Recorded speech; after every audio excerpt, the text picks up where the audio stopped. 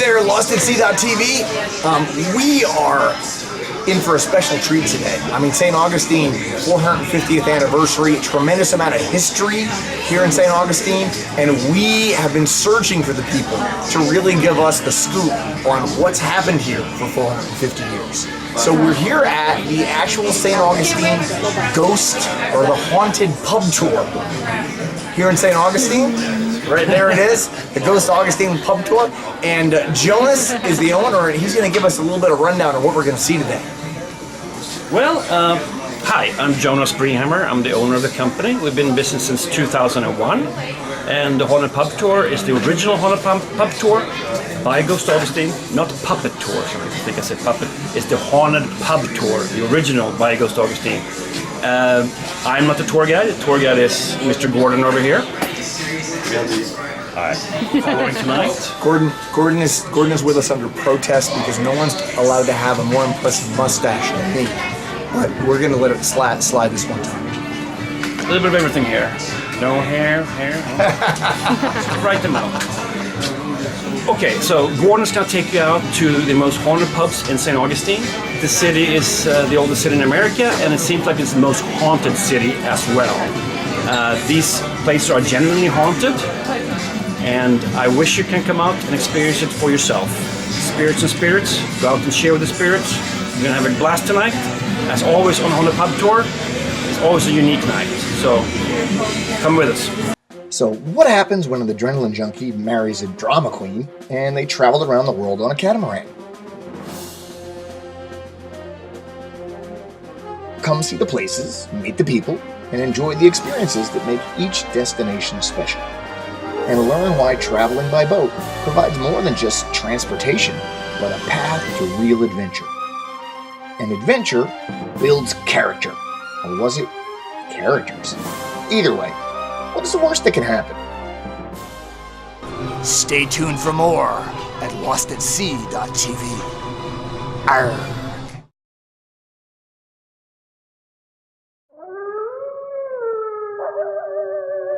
My friends, to the show that never ends. My name's Gordon, I'm going to be your tour guide tonight. I hope you all brought your cameras. The best probability of seeing a spirit on this tour is going to be in a photograph that you yourself take. And you want to use a flash. I like all these bright lights. Now, we actually offer prizes for the best pictures uploaded to our website captured on our tours. Now, you all happen to look thirsty. Were you given a little poker chip? Poker chip? No, I'm not joking. You were given poker chips? She has them. She's hoarding them. See how she is. Now, each one of those poker chips is actually a domestic draft beer, and they're only good at one place, a place that I am going to go to now. So if you'd like to enjoy that with me, this way, please. He had me at free drink. This is an EMF. It reads electromagnetic fields. Originally designed to be an electrician's tool. It's a stud finder. Yeah. All right, we believe that the spirits consist of electromagnetic energy. And when these lights are dancing and fluttering about, it gives us a good indication that we do have a guest. And a good indication to take more pictures. This has already been turned on. There are no buttons to push, there are no adjustments to make. It also happens to be mine. But I share. As long as you make sure I get it back at the end of the night. I'm sure the very last thing you want me to do is to haunt you for it later. There's a set of stairs right behind that door. We're going to go upstairs to the Ghost Bar, where the festivities will begin in earnest. All right, let's do it.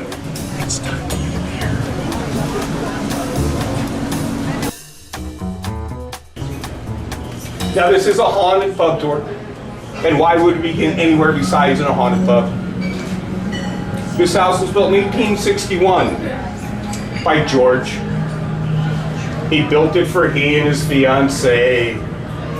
Just before the wedding, she dumped him and ran off and married a soldier. George wasn't to be undone, went out, got himself another woman, hitched her right up and moved her right in. First young lady never quite got over George. Kept sending the young soldier boy by to check on him, make sure everything's hunky-dory. One day, George was found drowned to death in his bathtub with a few empty whiskey bottles laying around it. It's written off as an accidental drowning. Did a young soldier see a way to alleviate himself of a burden and competition? In 1979, this becomes Scarlett O'Hara's. They almost didn't make it. They went through and they prettied the old place up. They found the old bathtub. Cool, we can use this. They made it the centerpiece for their salad bar. Well, for some odd reason, anybody who knew the story of the house or George would have nothing to do with that salad bar or the other food here. Eventually, the owners were clued in. That particular bathtub is long gone. Scarlett O'Hara's has been here now for almost 40 years. Take a look at George here. If you look under his left eye, you're going to notice a rip. He did that to himself. When they're prettying the place up to make it Scarlett O'Hara's, they attempted to hang him in many different parts of the building. Until they put him here. They'd come back and find him on the ground or somewhere else. It was in one of those adventures that he manages to rip himself. George is also known to be the consummate gentleman. Rude and belligerent or unruly children will be in the restroom over there attempting to do their business, feeling somebody pushing on them from behind, or a hot breath reading.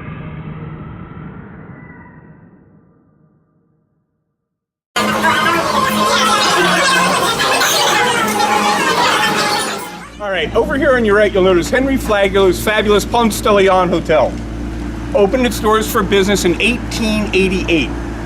Had electricity 2 years before the White House in Washington, D.C. It was under that very smokestack right there was a direct current generator built and installed by Mr. Thomas Edison.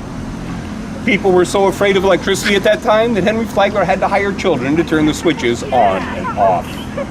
Today, that very generator now resides in the Smithsonian. Thank you for that moment of nerd.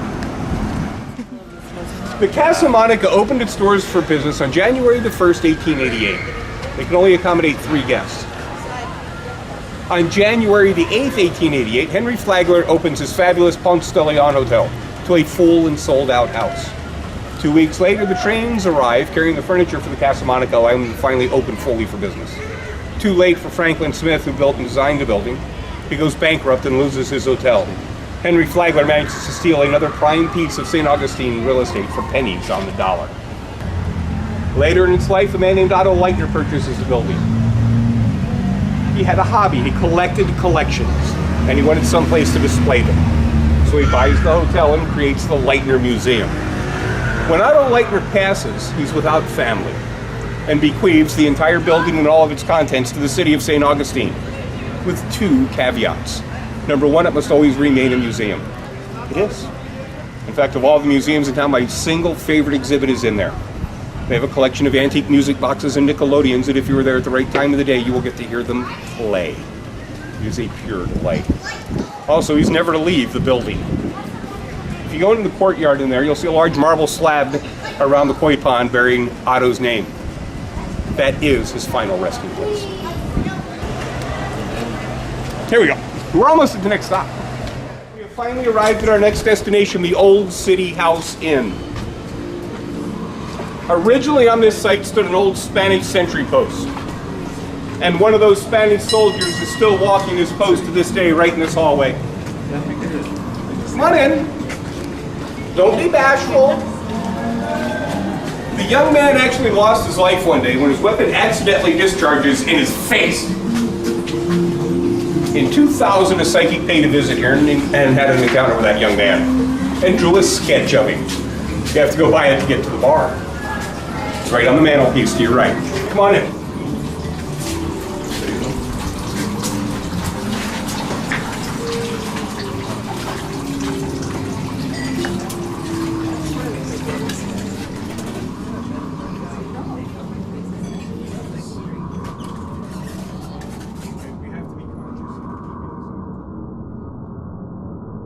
Hey, LostatSea.tv. We are here at The Old City House Inn. the Old City House Inn in St. Augustine, and they just served me up a very amazing Panamanian rum.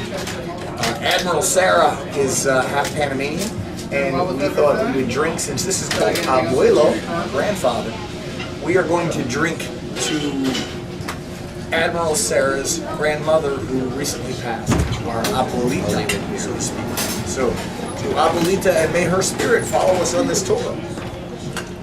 Good.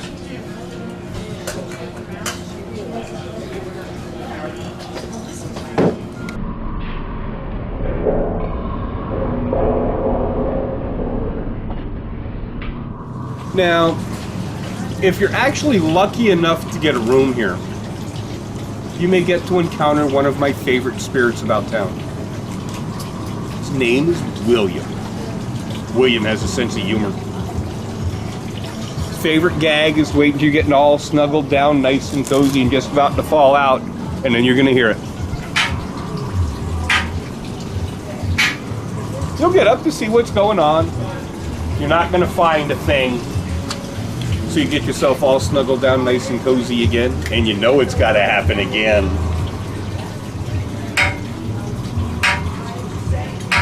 Now, William will stop if you ask him. But at 2 o'clock in the morning, how are you gonna ask him? And at that rate, you will enjoy William's company all night long. I personally have had paranormal experiences all over the United States. I lived in a haunted house in Pennsylvania. Had some intense experiences on the battlefield of Gettysburg. Got a serious case of the creeps at Underground in Seattle. And had some rather interesting times at the 7 sacred holes of Maui. Still trying to sort Maui out, however. Somehow at the time I found myself in the middle of a mushroom field.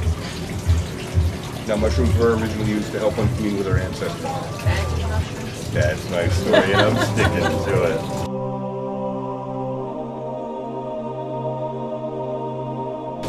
But with that being said, I have an amazing spirit story. okay. It happened just today.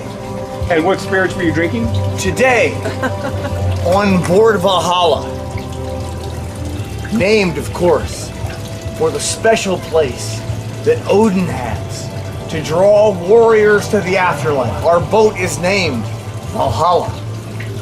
We sat on Valhalla this very evening, and our friends Dan and Jay came to visit to us, and they brought us spirits.